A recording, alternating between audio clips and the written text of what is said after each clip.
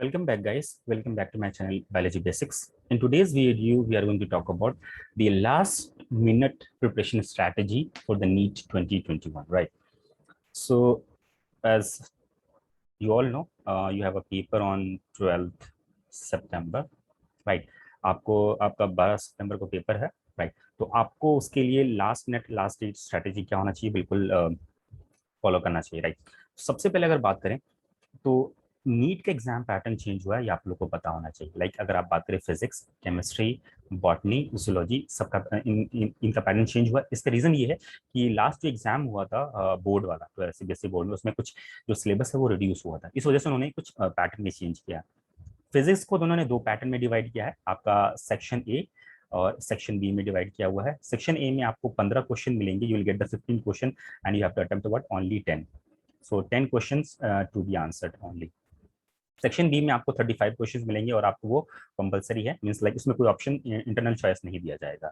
इसी तरह से केमिस्ट्री में अगर बात करी जाए तो आपको केमिस्ट्री का सिलेबस जो है, जो 45 क्वेश्चन है केमिस्ट्री में, 45 क्वेश्चन, वो आपको दो सेक्शन में डिवीजन मिलेगा, सेक्शन ए और सेक्शन बी में। जो सेक्शन ए है, अगेन उसमें आपको जो टोटल क्वेश्चन जो मिलेगा वो आपको 15 क्वेश्चन मिलेगा, और जो आपको सिर्फ अटेम्प्ट कितना करना होगा, आपको उस 15 में से आपको सिर्फ कोई 10 अटेम्प्ट करना होगा, मतलब आपके पास इसमें इंटरनल चॉइस दिया हुआ है।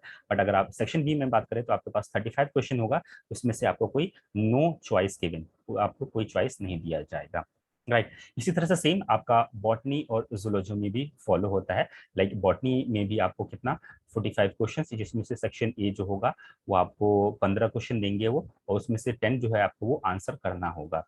सेक्शन बी जो होगा उसमें आपको अगेन 35 क्वेश्चन मिलेगा, और उसमें नो चॉइस गिवन। जूलॉजी की अगर बात करें तो zoology is divided into what, section A and section B, जिसमें अगेन आपको टोटल 45 क्वेश्चन मिलेगा। सेक्शन बी, सेक्शन ए में आपको 15 क्वेश्चन मिलेगा और आपको 10 आंसर करना है। इसी तरह से सेक्शन बी में 35 क्वेश्चन मिलेगा और आपको इसमें नो चॉइस गिवन, कोई इंटरनल चॉइस नहीं दिया जाएगा, राइट? तो ये आपका एग्जाम पैटर्न चेंज हुआ है 2021 का, तो ये आपको पता होना चाहिए, इसलिए मैंने बता दिया। ओके, नेक्स्ट है कीप अ पॉजिटिव एटीट्यूड। ये इसलिए भी जरूरी है क्योंकि ये आपका लास्ट मिनट है। ऐसा नहीं है कि अगर आप अभी हाइपर हो जाते हैं और ये परेशान होता है कि यार मेरा ये बचा हुआ है बट इसमें से क्वेश्चन आता है तो मैं ये कर लेता हूँ, ऐसा बिल्कुल भी नहीं करें। आपने सपोज अगर आपके लेट्स से 38 चैप्टर है आपके बायोलॉजी में, सपोज एग्जाम्पल ले रहा हूँ मैं कि आपके बायोलॉजी में 38 चैप्टर्स है, और इस 38 में से लेट सपोज आपने 25 चैप्टर्स आपने प्रॉपरली किए हुए हैं, राइट? बट बाकी की जो चैप्टर्स है आप उसके लिए परेशान हो रहे हैं कि लाइक सपोज कि आप इकोलॉजी, इकोलॉजी से अब आपको क्वेश्चन आते हैं, अगर आपको वहां से परेशान हो रहा है कि यार इकोलॉजी मेरा रिवीजन नहीं हुआ या छूट गया, मत परेशान होइए। अगर आप इस 25 चैप्टर जो आपने किए हुए हैं इसी को आप बार बार रिवीजन करेंगे तो आपसे उम्मीद है कि यहाँ से कोई क्वेश्चन, मतलब आपकी प्रिपरेशन, आपकी रिवीजन ऐसी होनी चाहिए कि आपने यहाँ से जो रिवीजन किया, जो पढ़ाई किया है, एक भी क्वेश्चन मिस नहीं होना चाहिए, राइट? तो ये बनिस्बत की ये कि आपने जो छोड़ा है उसके लिए परेशान हो, आपने जो पढ़ा है वो इतना कॉन्फिडेंट होना चाहिए आपको कि कोई भी क्वेश्चन आ जाए, कोई भी क्वेश्चन आ जाए आपसे, वो क्वेश्चन गलत नहीं होना चाहिए।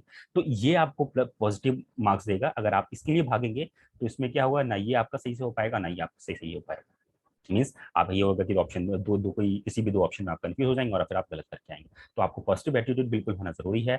आपको हाइपर होने की जरूरत नहीं है, अपने आप को एंग्जाइटी में ले जाने की जरूरत नहीं है, बिल्कुल नॉर्मल रहिए, और जो आपने पढ़ा है अब तक बस उसको रिविजन करते जाइए, करते जाइए, करते जाइए। अगर आप बायोलॉजी की, फिजिक्स की, केमिस्ट्री की, बायोलॉजी की बात करें तो अभी कोई न्यूमेरिकल्स करने की जरूरत नहीं है। सिंपली आपने जो रिवीजन, जो लास्ट मिनट जैसे कोई फॉर्मूला देख लिया आपने, जो कुछ है, जो जिसमें आपको मतलब बस रिवीजन करने की जरूरत हो, न्यूमेरिकल्स में टाइम वेस्ट मत कीजिए। इसी तरह से केमिस्ट्री में जैसे आपने बायोमोलिकुल्स रिवाइज कर लिया, बायोमोलिकुल्स आपके बायोलॉजी में भी कॉमन है, आपने केमिस्ट्री ने लाइफ कर लिया, आपने पॉलीमर्स कर लिया, जो बहुत जो शॉर्ट रिवीजन, बहुत कम टाइम में रिवीजन होता है, वो देख लिया। बट ये बायोलॉजी में आपको ज्यादा से ज्यादा टाइम देखना चाहिए, बहुत ज्यादा टाइम देना चाहिए, क्योंकि ये आपके 360 ये इतना नंबर कैरी करता है। तो आप जितना ज्यादा इसको टाइम देंगे, उतना रिवीजन करेंगे, वहां उतना ही आपके वहां पे मार्क्स सिक्योर होगा, राइट? डिस्ट्रैक्शन से अवॉइड करना है। लाइक ये डिस्ट्रैक्शन कहने का मतलब है जैसे आप एग्जाम हॉल में जाते हैं, मतलब लाइक आप जैसे आप सेंटर पे पहुंचे, सेंटर पे आप गए और देख रहे हैं यार वो इतनी वो पढ़ रहा है, वो उसके पास एक वो ये रिवीजन, क्विक रिवीजन नोट है, वो पढ़ रहा है, वो पढ़ रहा है, तो वो चीज़ बिल्कुल नहीं करने की जरूरत है। जैसे आप एग्जाम, अगर एग्जाम हॉल में भी बैठे हैं, जैसे आपने वाइल सॉल्विंग द एमसीक्यूज आपने सर ऊपर किया, देखा, अरे बगल अगल आजू बाजू वाले क्या कर रहे हैं यार, वो तो शरीर ही उठा रहे हैं, एकदम बिजी लगातार, मतलब बैक टू बैक करे जा रहे करे जा रहे यार, वो तो उनका अच्छा हो जाएगा यार, मेरा खराब हो जाएगा। ये बिल्कुल सोचने की जरूरत नहीं, वो भी आप जैसे ही हैं और आप जैसों से ही आप जैसे ही बेसिकली क्या करते हैं, स्कोर करते हैं। तो ये सोचना कि भाई वो उस टाइम पे वो पढ़ रहा है, इसका मतलब कि वो यार वो तो फाड़ देगा, जबरदस्त मार्क्स लेके आएगा, मेरे से नहीं हो पाएगा, नहीं, ऐसा बिल्कुल भी सोचने की जरूरत नहीं है। आप कर सकते हैं, आप बिल्कुल पॉजिटिव रहेंगे और अपने आप को डिस्ट्रैक्शन से बचाएंगे, राइट। द नेक्स्ट, आपको रिवाइज करता रहना है, जैसे अभी मैंने पीछे डिस्कस किया कि आपको जितना आपने पढ़ा है अब तक, सिर्फ उसको रिविजन करना, सिर्फ रिविजन आपको करते रहना है और आपको फॉर श्योर आप अच्छा कर पाएंगे। अभी सिर्फ रिविजन करने का टाइम है, डिस्ट्रैक्शन से, परेशानी होने से बिल्कुल आपको बचना चाहिए। रिलैक्स रहें, हाइड्रेटेड रहें और खुश रहें। लास्ट डे का टिप है, आपको लास्ट डे क्या करना चाहिए, आपको एडमिट कार्ड आपके पास है कि नहीं है, फोटोग्राफ्स आप चेक कर लीजिएगा आपके पास फोटोग्राफ्स है कि नहीं है, राइट।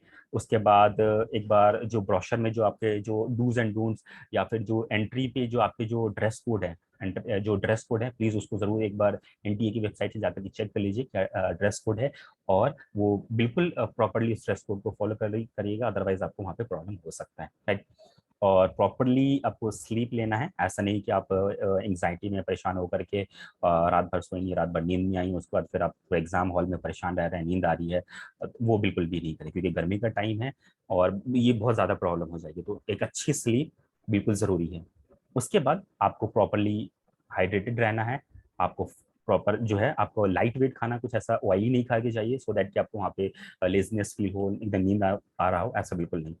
पानी बहुत पीना है, एग्जाम से पहले भी और एग्जाम के दौरान भी, उससे आपका जो एंग्जाइटी है, जो परेशान का है, वो अब नहीं होंगे। और खाना लाइट खाएं, मतलब कुछ फ्रूट्स वगैरह ले सकते हैं, बट ये है कि ये ऑयली इन चीज़ों को आप अवॉइड करें। और जो लास्ट है, एग्जाम सेंटर आप वक्त से पहले पहुंचे, जैसे आपका 12:30 आपका जो एंट्री टाइम है, तो आप कोशिश करें कि उस टाइम तक आप बिल्कुल पहुंच जाएं, सो दैट कि आप ट्रैफिक जैम है उसको भी अवॉइड कर सकते हैं, मतलब ट्रैफिक जैम हो तो ऐसा ना कि उस वजह से आप एग्जाम छूट जाए, ऐसा बिल्कुल ना हो। वक्त से पहुंचे, आराम से रहें और बिल्कुल अपने आप को काम रखें। परेशान होने से आप क्या करेंगे, आप खुद का नुकसान करेंगे और अपना एग्जाम खराब करेंगे। आई होप आपको ये स्ट्रैटेजी समझ में आया होगा, और आपको अगर मेरी बात समझ में आई तो प्लीज़ कमेंट सेक्शन में बताइएगा। Okay, thank you, all the best.